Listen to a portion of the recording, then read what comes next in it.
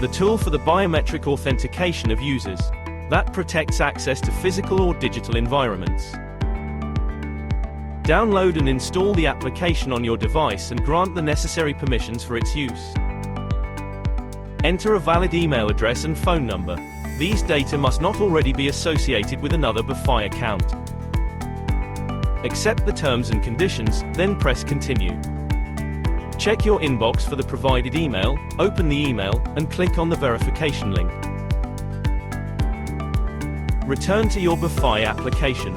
It should have recognized the email verification and sent a verification SMS. Open the received SMS and click on the verification link to display the verified phone number screen. Manually return to your BFI application. It should have recognized the phone number verification. Your account is successfully registered. You can always cancel the registration and start the process again by clicking the Change Email Address or Change Phone Number. If the email or SMS take too long, you can resend them by clicking the link on the verification screen.